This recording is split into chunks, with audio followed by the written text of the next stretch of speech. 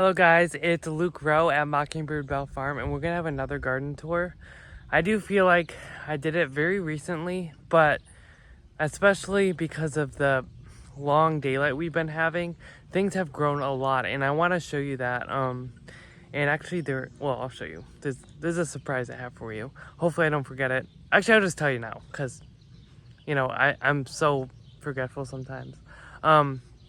But actually some of the tomatoes are setting little fruit, so that's awesome. Back home last year, what happened was I had blossom end rot. I think that's what it's called. But and what was interesting is on the same truss, which I'm pretty sure that's what it's called. That's the branch that the flowers are on. So just say there was 4 of them, right? 1 or 2 of them would have blossom end rot, which basically means it flowers, and naturally the flower's supposed to fall off, and then the tomato's supposed to start growing. But blossom end rot is the flower dies and falls off, and no tomato forms. It's just like a black thing. But anyway, last year 1 or 2 of them out of the 4 would not have a tomato, and the others would. So I'm like, which is it? Like, I don't know. And I've heard of, like, it's a calcium deficiency. That's what I'm pretty sure. So I'm guessing maybe the roots were not all the way down or something. Like, because if they're producing tomatoes, there's calcium in the soil, right? So I was just really confused. Maybe there wasn't enough calcium to make all the flowers produce fruit. But I don't know. I'm learning, and always be open-minded on things that you think you know what the reason is, but a lot of times, like, it comes back to us and we have to change our mind sometimes. So anyway, look at the sunflowers. Oh, and by the way, I just want to apologize for the last tour that I did. It was only like 18 minutes, and I was really rushing it. And some days, if I'm not, I have it on my plan chart to do a tour or whatever. A lot of times my heart isn't really in it, and I'm just like running along and telling you what it is, but I'm not really going in depth, so I'm really sorry about that. I know a lot of people like videos that are like to the point and stop going in depth. I just want to see what's going on, but I want you guys to have an in-depth video, and I hope this one is an in-depth one, because there's more to gardening than just growing plants, and I want to share my knowledge with you. I've been gardening for over a decade. I'm not trying to be prideful, but like, I still don't know a lot, especially like below ground stuff. I know, like, mycelial threads and all that, but we just focus on the plants that are growing above the soil, but it starts from below ground, and how you care for the soil. The plants are basically telling you, okay, you treated me this way, and this is how I'm gonna grow. So a lot of diseases, it's just happening because of the fall of man, but I think sometimes it's our fault too, So it's how we're stewards of the earth and stewards of the animals, and that shouldn't be taken lightly, because stewardship, it means that God has given us something, and yes, we have dominion over them, but we got to be careful because he gave us responsibility. So you just have to be very careful how you treat things, So here's the sunflowers anyway. They're above my knee right now, so I think I threw out the package because I used up all the sunflower seeds, I'm pretty sure, but that there is the flower head, so I'm pretty sure it'll probably be at least up to the stake, probably, so up to my shoulders, which is about probably 5 feet tall. So it's awesome. And with the leaves, you can make a compost tea by putting them into a 5-gallon bucket, filling it with water, Stuffing it, actually you should probably stuff it full of leaves first, because a lot of times if you put water in first, then it's gonna overflow. So just put the leaves in first, fill it all the way to the top, cover it with a lid, and then I'm pretty sure it's 2 to 4 weeks it'll be done, and then you can spread it on your garden, and it's really good. You can also do it with comfrey as well. And also, just like I had a short on YouTube about how you can save these and put it in water, your suckers, your indeterminate tomato suckers. I'm gonna try to do it with these once they grow out, because they're kind of doing the same thing as a tomato. That would be really cool. Maybe give it away to a gardening friend or something. But they look great, very healthy. They're getting eaten a little bit. I don't know what it is. It might be a bird, because see, they're going along the vein right here. See that? They don't like eating the veins because they're a little tougher. So it might be a bird, but I don't know how they would do it. Maybe if they perched on here or something, then get a bite or something. Anyway, so most of these are indeterminate. They're Martha Washington. I don't know if you guys heard of that before, but they're a good slicing tomato. So, now a lot of gardeners don't do this, but okay, I'm just gonna go over here for a little bit. We'll go on that row in a little bit. So this is actually a determinate tomato, which means it's a bush variety. So again, the first suckers that come out are actually the branches, so leave them. See, like this, it's a big sucker, you know, but leave them because they're gonna become the branches, and the suckers that come off them are the true suckers. But it gets so like congested in there that it's really hard to figure out which one is which. So I usually don't even touch any suckers off of the branches on a determinate tomato, because I'm too afraid of taking out a branch. So yeah, and I've also been we can go back over here. Oh, and I also the second reason, well, I don't know if I even give you one reason yet, but a lot of two things. A lot of gardeners, they don't pinch off flowers. Like, why would you do that? You know, like, I want as much tomatoes as I want, but I think it's able for the plant to spread out more of its nutrients, and if it doesn't have a large calcium supply, then there's going to be blossom end rot. So until it gets older, I'm going to keep on pinching off a little. As you can see, there was like a bunch right here where the small one is. So you take all the small ones off. Yeah, there's more, but these have to grow a little more, or else you'll pinch all the flowers off. So you can let it grow a little. But yeah, that's what I do. And also make you have bigger fruit and probably more flavorful, I'm guessing, because they have to worry about less. And also I know they're putting a lot of effort into fruiting, but I also want them to grow. So I want them to have strength to do both flowers and growing. But growing is the main thing, because I want them to produce more flowers. So and then number 2, a lot of people you're not supposed to tie up determinate tomatoes, because they're bushes, they're self-supporting basically. But why I'm doing this is, in years past, I used to zip tie them to the fence. That was fine, and I used to use tomato cages. But this year I'm doing a little experiment, stringing them up just like a vine tomato, and this is just for support.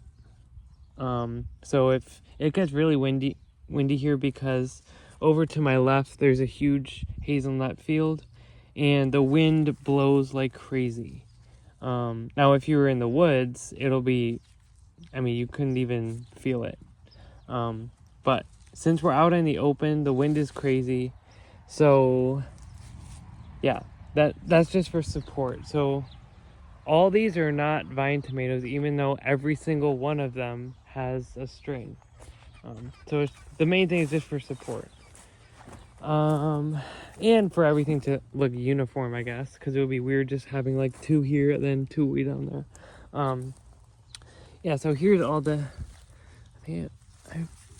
I always forget which one is determinate and indeterminate. I'm pretty sure, yeah, this is a bush. I could tell by how thick this is. So, oh, and if you're like me and you're wondering what you planted, like tomato wise, because I really mixed them up kind of, and also I was planting them together, and especially on this side I mixed one vine and one bush together in the same hole, so I was kind of confusing myself. So if you want to know what you planted and you forgot to put labels down or whatever, when your plants are about 1 foot to 1.5 foot tall, look how long your suckers are, or branches.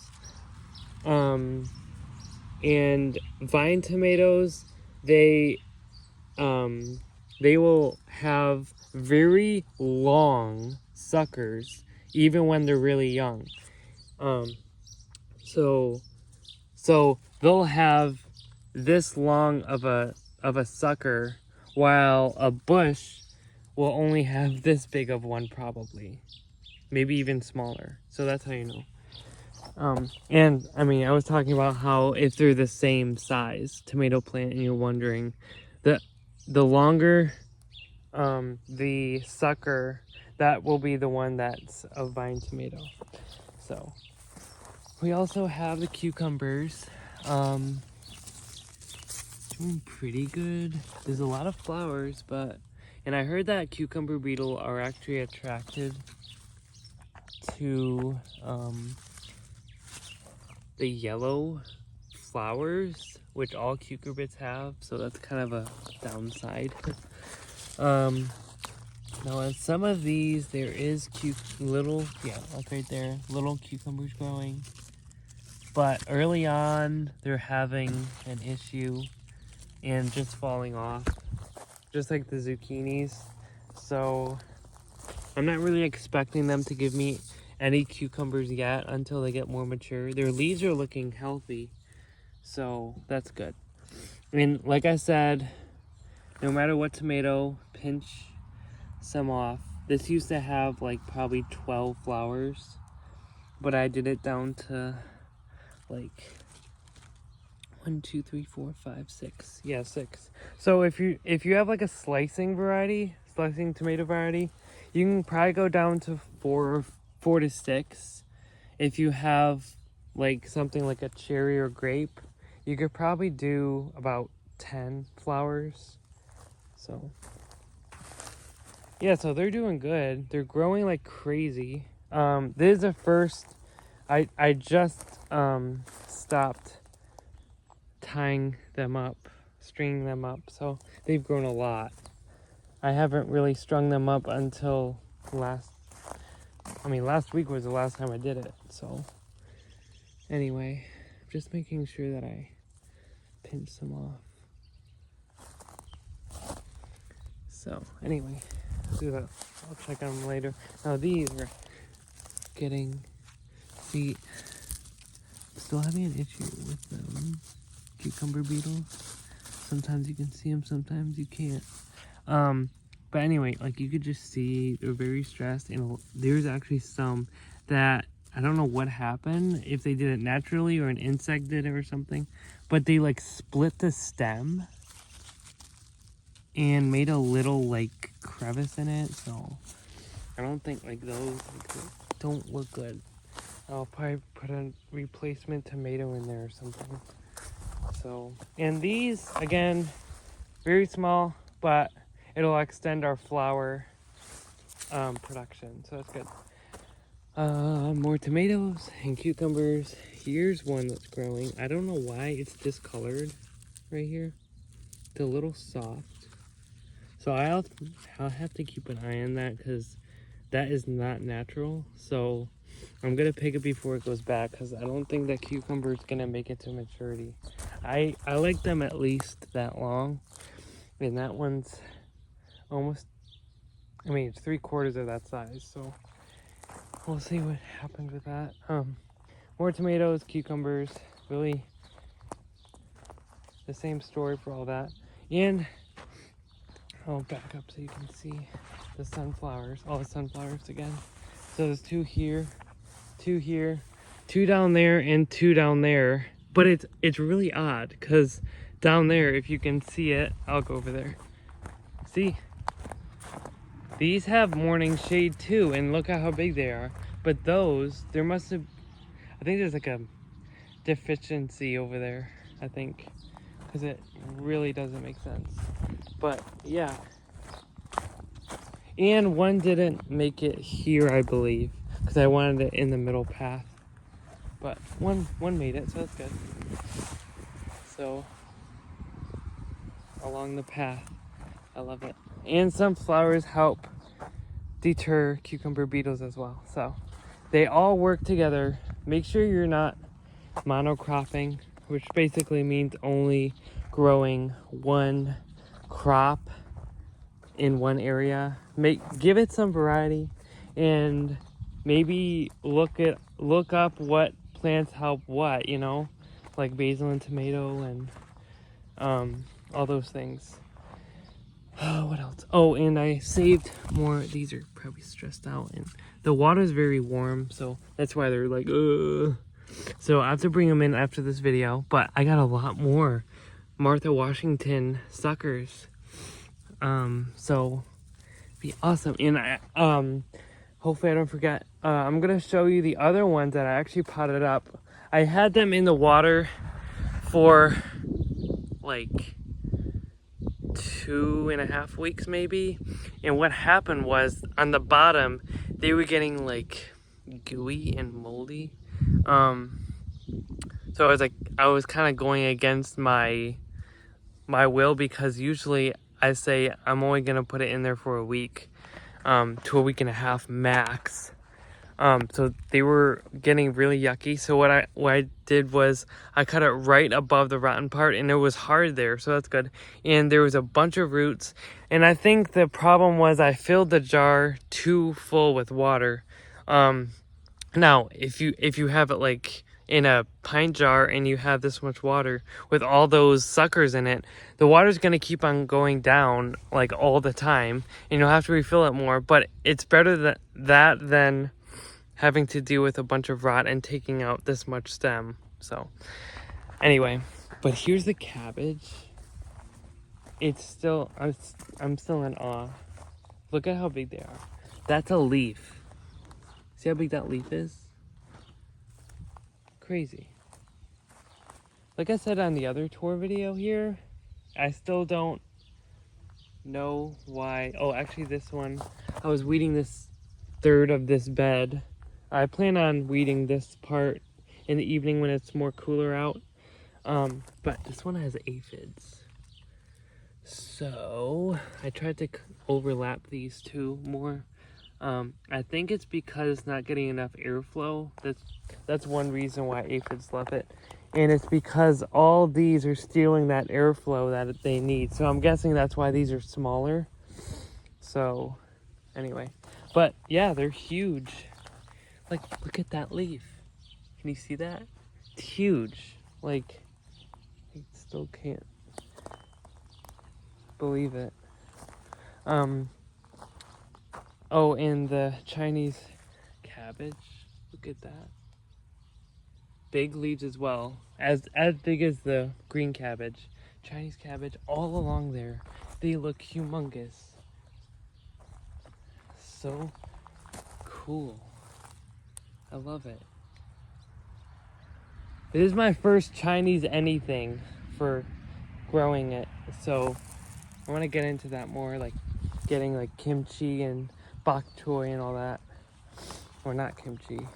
That's a fermented something. Anyway, bok choy is one of them. Yeah, so white Russian kale that has to be picked soon. The leaves are getting huge.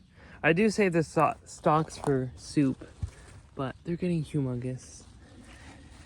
And soon they'll be too big to weed around. So, oh, and I'm gonna make a short on YouTube soon about how weed around your plants in sections, of course, so you don't get overwhelmed.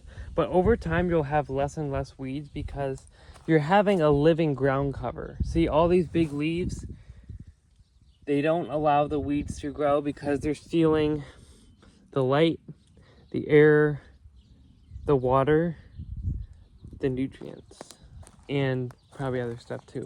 But all those leaves, they're like, it's all mine. See, there's even water droplet on it, and goes right to the heart of it. So, and then Black Magic is doing good. These are getting pretty big. They're actually getting sunburned a little bit. Pretty sure that's what that is. But other than that, they're looking pretty healthy. This is my first time growing them this mature. The ones at home, they're not even close to the size. Probably half the size, or they're about the size actually. But they're not doing too good. But this is awesome. I love the color too. Color contrast with the light green and the dark green. Let's go here. I totally forgot what I planted at one point, but I do have 2 different varieties of zucchini, I found out. Anyway, there's this kind. They usually pick these small, but I'm gonna see what I can get away with. And if you're ever wondering if it's gonna fall off, which is, again, a calcium deficiency. And actually, before I talk on, I want to tell you guys that I'm actually saving eggshells, drying them, and I'm going to grind them up. And I think you mix it with water. I still have to look it up. But that'll boost up the calcium so they're not getting, they're not letting their flowers and their fruit fall. So basically, you know when it's going to fall off when the zucchini is squishy. It shouldn't be squishy and it shouldn't be discolored. If it's one or both of those things, then it's going to eventually fall off. So I just like take it off. But these are good because, I mean, for one, the this is still attached, you know. And a lot of people actually pick it like this when the flower's still attached here. And these are actually edible too. So, I heard that they were like sweet, so pretty cool. Then we have more. This is all or almost all bush tomatoes here. They're smaller because I planted them a week to 2 weeks after I planted those. So, and I'm pretty sure it's the same bush variety. So, yeah, and they're small and the leaves are getting a little light green. I know it's a different variety, but I mean, it looks very stressed right here. So I did pinch off more just so it doesn't have to focus on, oh, I gotta produce fruit. You can just, it's okay, just grow first. And then you can support all that weight in. And I think that's, I don't know if it's a reason for blossom end rot as well. Like, just like a human miscarriage, the woman's body doesn't have enough nutrients, I think, and minerals to carry on to the pregnancy, and that's why, unfortunately, they have a miscarriage. I think it might be the same for plants. If they don't have enough nutrients, then they'll just fall off. They'll, you know, they won't even produce a flower, or the flower will just, you know, be non-existent. I don't know. Just a thought that I was thinking about. But those are so cool. I forget the variety, but I love it. These, cucurbits always make me go crazy because I think this is a butternut because it has like the light veins. But then we have a pumpkin vine going through the fence, like he owns the garden. This is a vine the friends with the butternut squash. He's gonna go right here. And I put these in intervals, see? So I tied them on where there wasn't any on the other side. So he's gonna kind of swoop over here. And let me see. I have to go over here to tell you guys something. Over here, especially, well, with, so this is a perfect example. So now I could have followed this for this bush tomato. I could have followed this, and I should have, because you know it's the main stem when there's flowers on it. See, these are just forming, so this is actually the branch. But instead of putting the rope on here, I put it on here. And you want to know why? Well, if I put it on here, it would still support it. But over time, this branch would eventually grow out into the path, and I don't want that. So this is just going to grow either through or maybe kind of lay like this, while this is going to keep on pulling it this way so that branch doesn't get into the pathway. So I did that I had to do that with a few of them. Not a lot of them, but yeah, just make sure you're slowing down when you're stringing up tomatoes and think about, okay, what's gonna happen in the future, and then go from there. We have, I think these are grape tomatoes. And then we have all the kale. These are a succession plant, and basically they were extras as well. But and look at the corn. It's grown a lot. This one didn't come up, but you know what? It's okay. Look at that stem. Isn't that cool? Never grown that before. It's called bicolor. I don't know if it's because of that, like that color, or because it's probably because of the actual cob color. So it's cool. So kale, 2 types of kale, and then we have more what's it called? Chinese cabbage. I'm gonna have to cover this after I weed it in a few days because the birds love it to bits and pieces. And then, so I don't have to do it later. There's more zucchini, butternut squash, what else? Pumpkin. I'm actually training one to go out here into the weeds. I don't know if that was a good or bad idea because we're not using this part right here. So we'll see. We'll just let it go. So yeah, more zucchinis. They're producing so much. And just see, this one is a little squishy. Can you see that? And the flower's already dying. Oh, there's a cucumber beetle. Okay, see it? That's a stripe.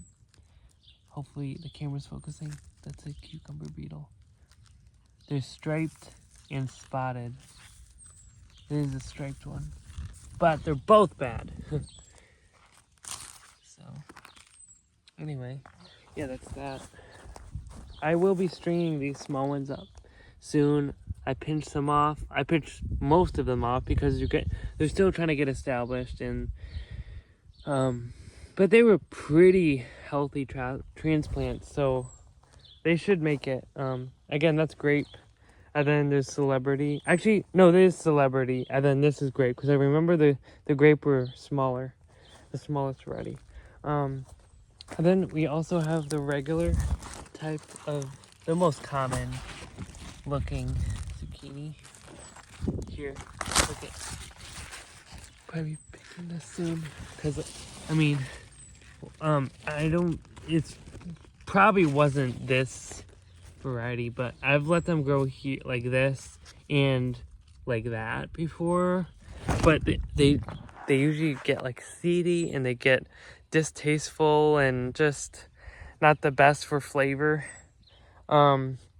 So picking them early is probably the best thing to do, and they produce a lot. So if you probably have a small family or don't have time to can anything, it's probably good to like pick them small and use them for dinner or what have you. So anyway, that's it for this bed, I believe. And again, like I said on the other tour video, these are all bush varieties. So again, I'm just doing this for support and because we didn't have any more tomato cages. So this saves space and all that. And I mean, it's an experiment too. So I'm learning as I go as well. So don't be afraid to learn new things, because who knows, it might work and you can keep on adding to your arsenal of, you know, tips, your tricks in gardening, you know. This is called German pink. Actually the label's here. Matures 78 to 85 days, fruit size 10 to 16. I don't know if it's a slicing one or not.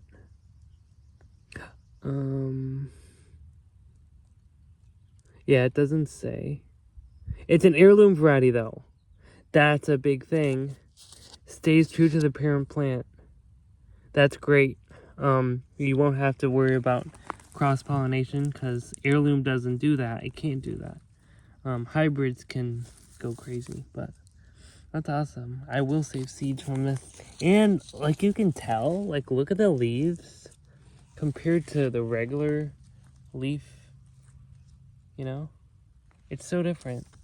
And instead of having, see the in and out stuff right here, like it doesn't have it, only like maybe this right here, but it's just like a broad, kind of looks like a lilac leaf right here. See? Anyway, and I mean, I know birds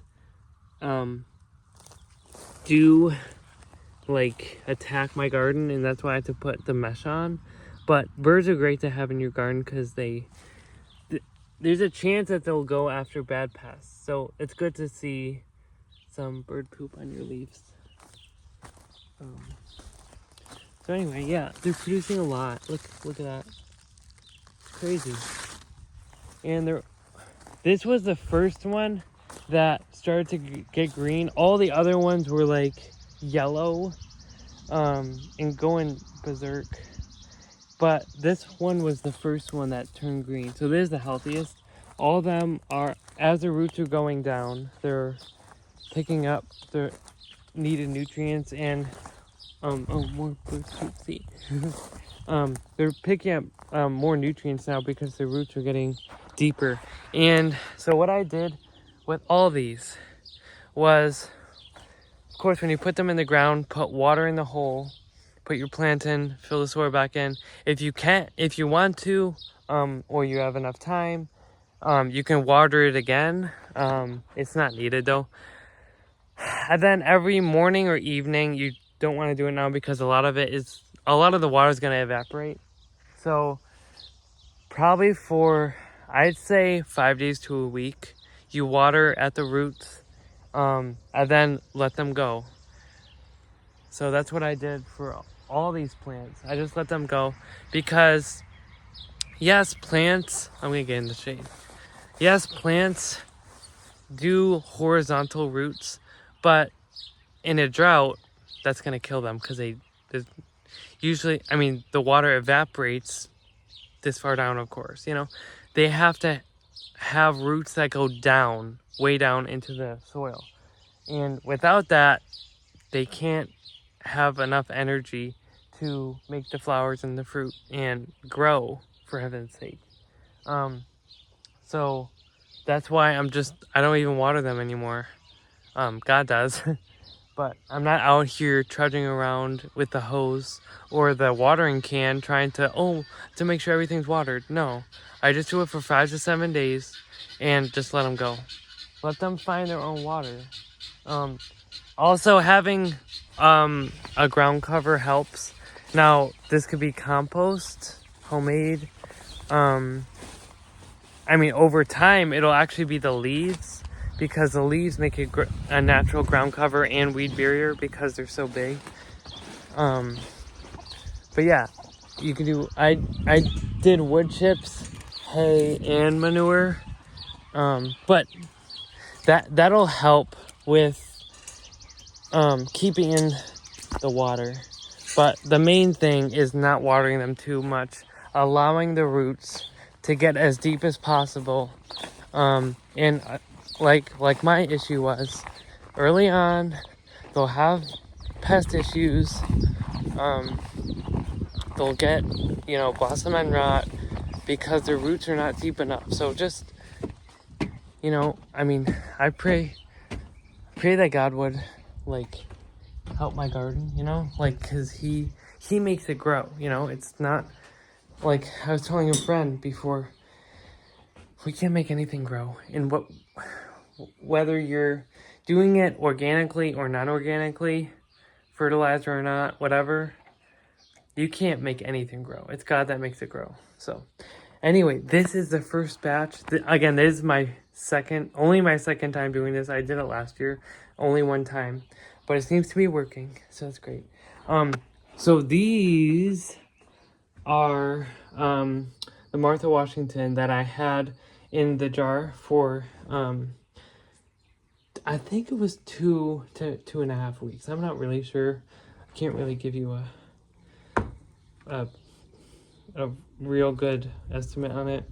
But anyway, so what I did was, since they're so used to being in just water, I made sure that I had a bunch of water in here so they can slowly but surely go into the environment they're in now inside soil.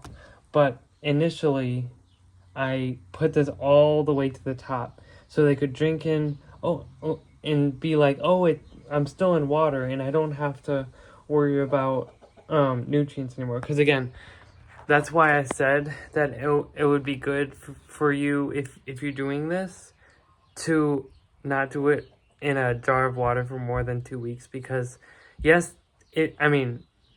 this farm has well water, so there is nutrients in it. But it's not enough nutrients to leave it in there for a month, so it's better to make sure you're potting them up as soon as possible. So yeah, most of them recovered. There's some of them that are not looking too happy, but I always look at the growing point. So if someone saw this, oh no, the leaf is it's gonna die, the plant is gonna die. But don't focus on this, okay? Focus on the growing point right here. If the growing point is green and it looks healthy, then the plant is healthy. So what I do is just remove it. It's not a big deal. Just remove the dead stuff, because that's not really doing anything to the plant. And the plant is basically saying, I don't need this anyway. That's why it's totally disregarding it. So, and a lot of times it's because it's touching the water. So, and there's a lot of insects that like to breed in this kind of water. So I probably should dump it out after this video, because it is way too much water anyway. I was having a problem with aphids as well in my room where all my, houseplants are. So it wasn't good to leave them in there. I didn't want them going after my houseplants. So that's another reason why it's good to get them out of the house. And they're not really outside right now. They're inside, but they're getting wind. See? They're getting aeration. A lot of wind going everywhere, and there's a window here. So the aphids don't like that. They like a stagnant environment. So they're probably not going to touch these. They might a little bit, but I'm glad. And they also get light too. But they're not getting blazing light because they still have to recover. So yeah. Well, thank you guys for watching. I know it was pretty long, but again, I did it more in depth this time, and I'll try to do that every time I do a tour if I can. But again, like I said in the beginning of the video, some days I'm just I have things to do, and this is literally not even my last thing to do today. I have 5 more things to do, and I just rush it. And yeah, anyway, I'll just try to slow down more and give you more in depth if I can go in depth. A lot, some days really there's nothing new to tell you guys. But anyway, I hope you guys have a great day, and enjoy the summer. Summer is here, guys, and especially me. I know like, summer goes way too fast. So make sure you're enjoying it. Make sure you're getting outside and doing something. Even if you work like 2 jobs, go for even a 5 to 10 minute walk outside. Something, you know. And it's actually scientifically proven that it's like really good, especially for your mental state, to like walk in the woods and, you know, doing something outside. So anyway, hope you guys have a great day, and I'll see you on the next video.